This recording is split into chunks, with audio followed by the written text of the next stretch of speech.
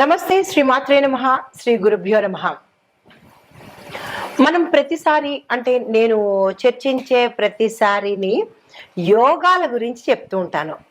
ఏ సమయంలో ఏ యోగాలు పడతాయి, ఆ యోగాలు ఏ ఏ గ్రహాల ద్వారా మనకి అనుకూలిస్తాయి, ఆ గ్రహాల వల్ల ఆ యోగాల వల్ల దేశకాలమాన పరిస్థితులు ఎలా ఉంటాయి, దాంతో పాటుగా మేషాది ద్వాదశ రాశుల వారికి ఎలాంటి ఫలితాలు, మిశ్రమ ఫలితాలా, శుభ ఫలితాలా, మంచి ఫలితాలా, చెడు ఫలితాలా, ఇలాగా నేను ఎప్పుడూ మీకు మీ ముందుకు ప్రతిసారి ఒక్కొక్క యోగాన్ని తెచ్చిస్తుంటాను. అయితే ఇప్పుడు నేను మీకు అందించే ఒక బ్రహ్మాండమైన యోగము, మహారాజ యోగము. అది ఎవరిస్తున్నారు అంటే కనుక మన శని భగవానుడండి. 30 ఏళ్ల తర్వాత జూలైలో 2025 జూలై 13వ తారీఖు నుంచి శని భగవానుడు మనకి ఇబ్బంది పెట్టడమే కాదు, దానితో పాటు మనకి మహారాజ యోగాలను కూడా కలగజేస్తాడు అనమాట. అయితే ఈసారి ఈ సంవత్సరము 25లో జూలై నెలలో మనకి శని భగవానుడు ఇచ్చే అపురూపమైన మహారాజ యోగము పట్టబోతోంది. అయితే ఇది ఎక్కడ ఎలా పడుతోంది అనే వివరంలోకి వెడితే కనుక, శని తిరోగమనంలో అంటే రిట్రోగ్రేట్ అవుతున్నప్పుడు ఏర్పడే ఈ అరుదైన రాజయోగము, ఈ రాజయోగము మనకి మీన రాశిలో తిరోగమనం చెందుతున్నాడు. ఎప్పుడైతే మీనరాశిలో తిరోగమనం చెందుతున్నాడో ఇదే సమయంలో మనకి శని చతుర్దృష్టి మనకి ఏ రాశి మీద పడుతోంది అంటే మిథున రాశి మీద, బృహస్పతి మీద పడుతోంది. అంటే మిథున రాశిలో అప్పటికే బృహస్పతి ఉండడం వల్ల ఆ శని భగవానుడి యొక్క దృష్టి, ఆ చతుర్దృష్టి ఈ బృహస్పతి మీద పడుతోంది. అయితే దీనితో పాటు ఇదే సమయంలో రాహు కుజులు షడష్టక యోగంలో ఉన్నారు. మనకి జూన్లో మొదలైంది కదా షడష్టకము. ఆ షడష్టక యోగం ఇప్పుడు కంటిన్యూ అవుతోంది. అది కూడా ఒక అరుదైన రాజయోగం అన్నమాట. అయితే ఈ శని బృహస్పతి దృష్టి యొక్క సంయోగంతో రాజయోగాత్మక పరిణామాలను ఇస్తోంది. ఇన్ని మంచి గ్రహాలు ఈ సమయంలో మనకి శుభ ఫలితాలను ఇచ్చేందుకు ఏర్పాటవుతోంది. అయితే ఎవరెవరికి శుభ ఫలితాలు ఎలా ఉండబోతోంది అంటే కనుక, ఇది ఒకసారి మీకు గతంలో చూసుకున్నట్టయితే 1995, 96 ఆ సమయంలో ఇలాంటి శని భగవానుడు ఇచ్చే ఒక అరుదైన మహారాజ యోగం ఏర్పడింది. మళ్ళా 30 సంవత్సరాలకి మనకి జూలై నెలలో ఏర్పడబోతోంది. అయితే ఈ ఏర్పడడానికి మనకి దేశకాలమాన పరిస్థితులు నేను ఎప్పుడు ప్రస్తావిస్తూ ఉంటాను, ఒక మనుషులకి రాశులకి కాకుండా దేశకాలమాన పరిస్థితుల్లోనూ దేశ రక్షణ విభాగము, రాజకీయ విభాగము, ఇలా ఆర్థిక విభాగము, న్యాయ విభాగము, ఇలా ప్రతి ఒక్క అంశంలోనూ కూడా ఈ యొక్క గ్రహాల యొక్క ఫలితాలను మనం తెలుసుకుంటూ ఉంటాము. ఆ గ్రహాల ఫలితాలే ఒక్కొక్కసారి మనకి దేశం మీద, రక్షణ వ్యవస్థ మీద ఇలాగా ప్రమాదాలు, అదృష్టాలు ఇలాంటి వాటి మీద కూడా పడుతూ ఉంటుందన్నమాట. అయితే ఇలాగ పడడం వల్ల కొన్ని గ్రహస్థితులు మీకు ఇప్పుడు సవివరంగా తెలియచేస్తాను. ఒకటి, శని గ్రహము మనకి మీనంలో తిరోగమనంలో జరుగుతోంది. అయితే దీని యొక్క ఫలితం ఎలా ఉంటుంది అంటే కనుక, విశేషమైన ఫలితము ధర్మము, త్యాగము, సేవా ధోరణిలో ఉండబోతోంది. తర్వాత బృహస్పతి మిథున స్థానంలో అంటే మిథునంలో ఉన్నాడు.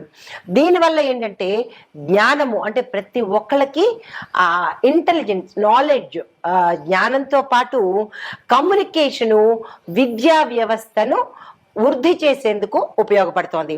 దీంతో పాటు కుజ రాహులు అంటే రాహు కుజ గ్రహాలు షడష్టకంలో కర్కాటక కుంభంలో ఉన్నారనమాట.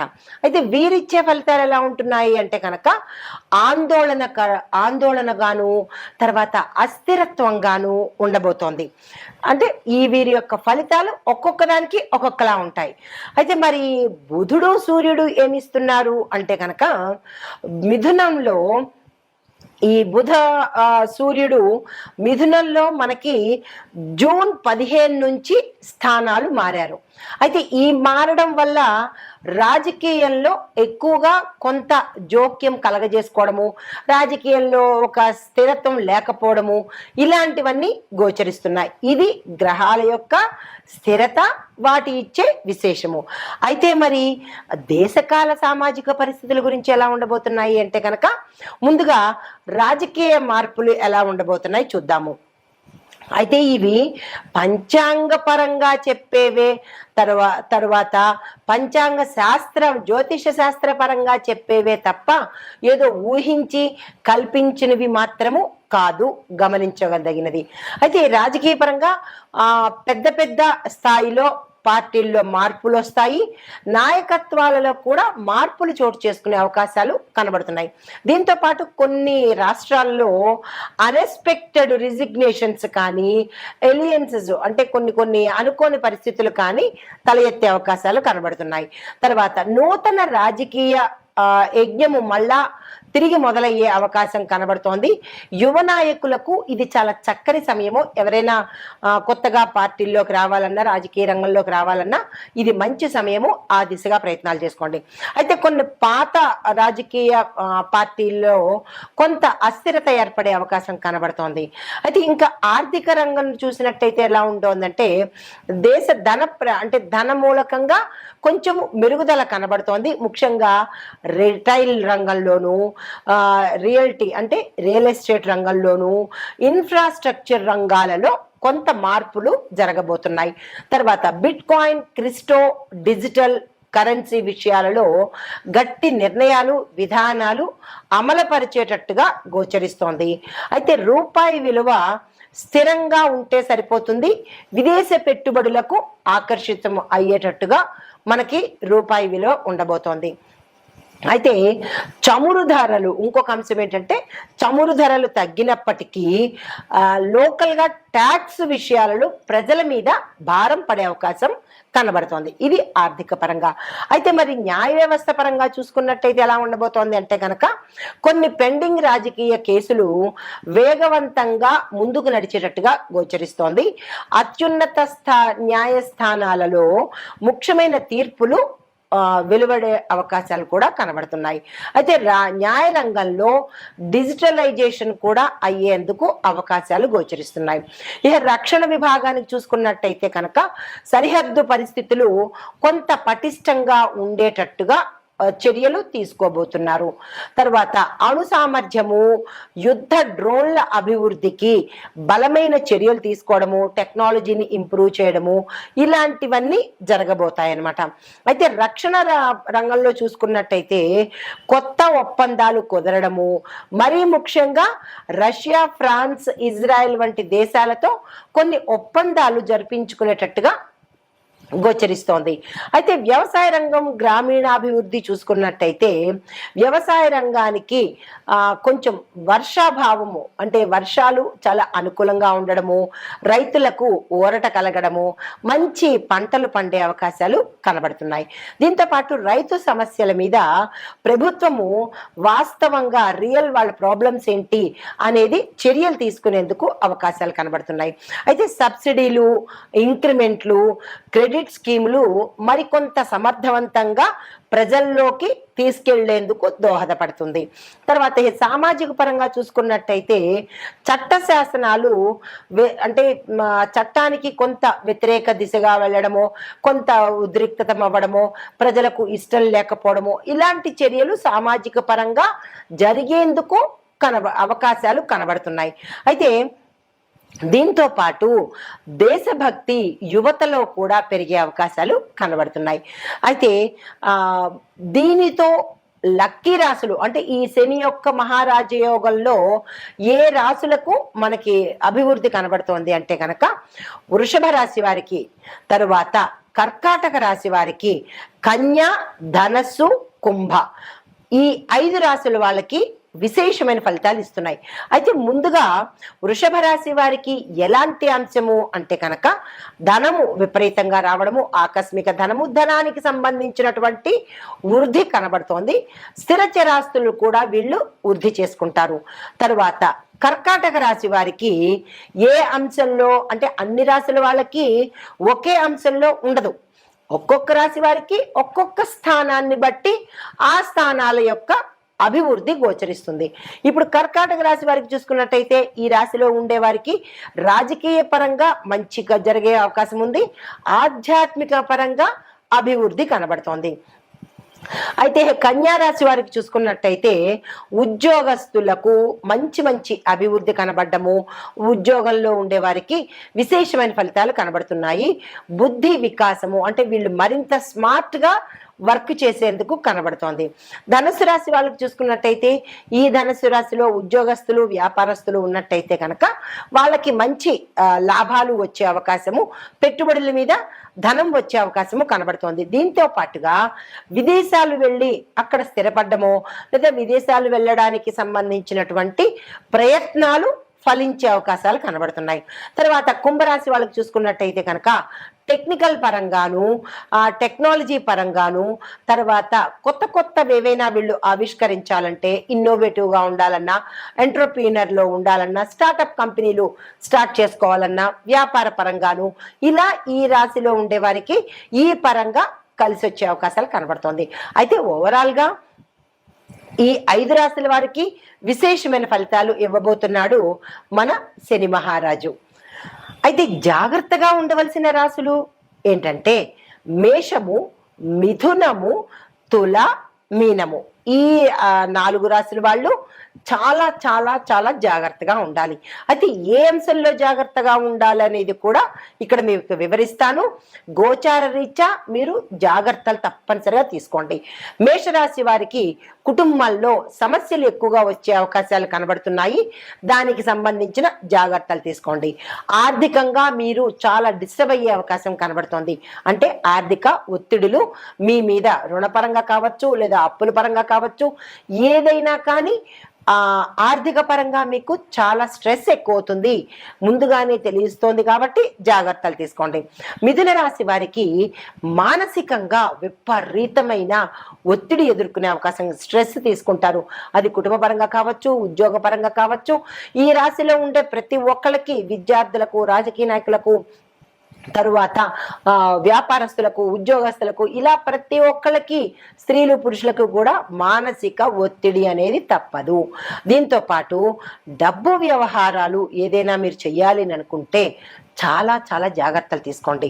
ఎందుకంటే ధన నష్టము, చోర భయము ఎక్కువగా కనబడుతున్నాయి. స్కాముల్లో ఇరుక్కోవడం కానీ, అంటే ఇప్పుడు ఇంటర్నెట్లో చేస్తూ ఉంటారు కదా ఫోన్పేలు, జీపేలు, వాటిల్లో మీరు మోసపోవడము, ఆన్లైన్ స్కాములు జరగడము, ఇలాగ ఏదో ఒక ద్వారా మీరు ధనాన్ని నష్టపోయే అవకాశం కనబడుతోంది.